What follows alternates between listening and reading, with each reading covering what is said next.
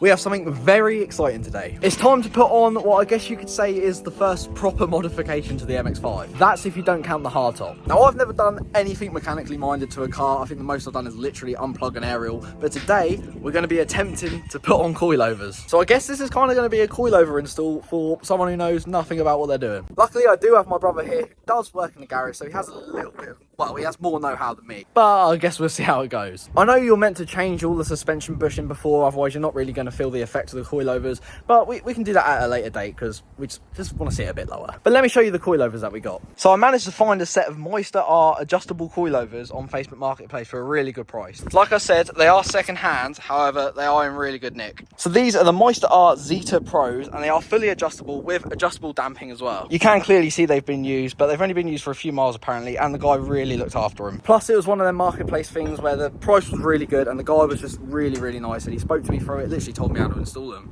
and yeah, it just felt right. But yeah, let's see if someone who really doesn't know what he's doing can fit coilovers to an MX5. Can't be that hard, eh? Right, so update, we have managed to get one off and then back on. Look at that. Here is the old one. As you can see, they came on Bilstein shocks, I guess, the sports. Sorry I didn't record much of the process. It was an absolute pain in the arse trying to get bolts, you know, dealing with rust. But yeah, it took us a few hours to get that one off. Hopefully now we know what we're doing, we can do the others a little bit quicker, and we did have a bit more help. So yeah, we'll just see how it goes, and hopefully I can document a bit more of that. Now, the main problem we ran into that took us the most time was to do with rust technically. However, it was mainly to do with the fact we were trying to do something that we didn't actually need to do. Now, the video that I watched said that you need to undo the drop links, and to do that you need to put like an Allen key in the back whilst undoing the other side. But of course mine was rusty, so that Allen key bit just completely rounded off. So he spent so much time trying to figure out a way around this when really we didn't need to. You just needed to put more weight on the control arm and the shock came straight out. But as expected, one of the most common problems you'll face is rust, but mine was generally okay, just the bolts needed a bit more persuasion to come out. Just don't look at my chassis rails whilst I say that. The back left top mount was a bit fiddly to undo and do back up because where there's piping through that side, you kind of have to feed your tool through and then you have limited movement to undo and do it up, and plus the thread just didn't seem to want to end. But apart from that, it generally went all okay, so I hope you enjoyed some bad angles of my brother literally doing most of the work. Right, so it's actually been a couple days now, but the coilovers are finally on. Sorry I didn't show much of the process. I mean, there's loads of videos online. I didn't want to give like a step-to-step guide. I did want to record a little bit more, but we were racing against the darkness because obviously we're still in spring, and literally it was just trying to get the rusty bolts out as much as possible. But like I said, the coilovers are on, and this is how she is sitting at the moment. I can't lie, I'm not too disappointed with the back. I mean, maybe we go like a tiny bit lower, but that's not that bad.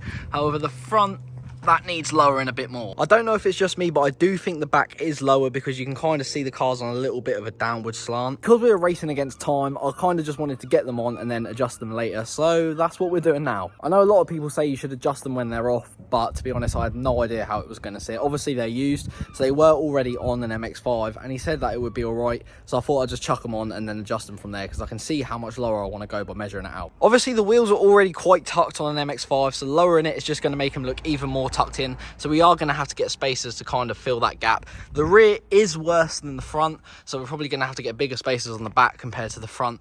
But for now, I just want to get it as low as I want. The weather is absolutely unreal. I mean, I've got shorts on for the first time this year, which is just incredible. It's really hot, which is quite ironic considering I've just got my hardtop painted and on. But I do absolutely love the hardtop look, so it's not so bad. But we need to just stop talking and get this car to the right height before it gets dark again.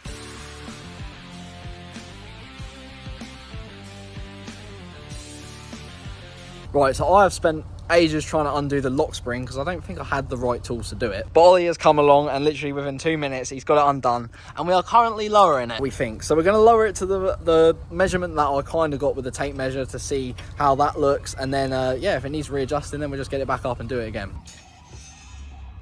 Oh, it's more, isn't it? It's gone down more.